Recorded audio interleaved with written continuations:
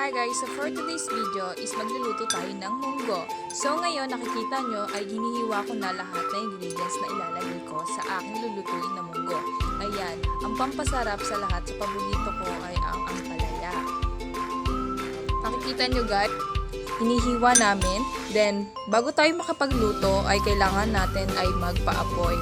Ayan, iniinipan natin kasi sobrang ayan ang pinakamahirap na gawain kaya ayaw ko yung gawin ganyan.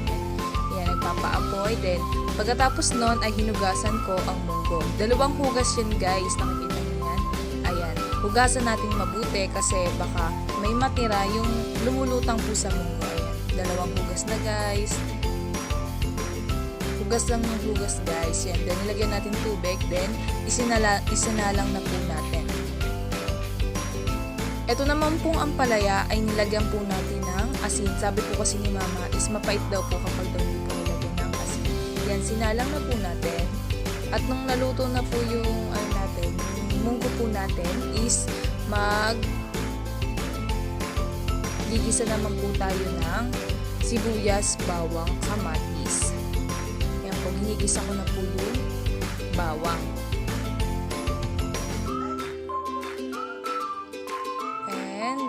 Ang sibuyas. Alam nyo guys, ilang linggo din ako hindi nakapagluto.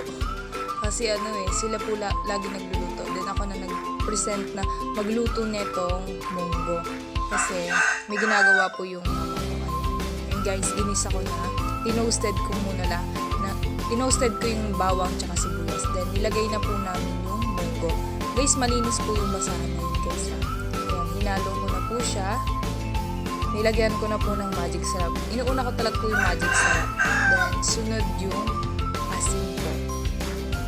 Next ko yung asin. Then, nung kumulo na po, sobrang kulo, ay nilagay ko na yung ampalaya.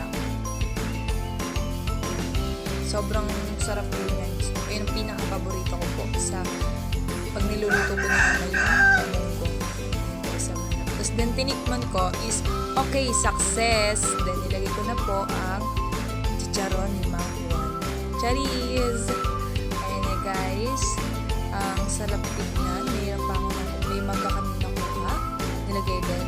Nag-bonding kami ni mama. Kumain kami dalawa.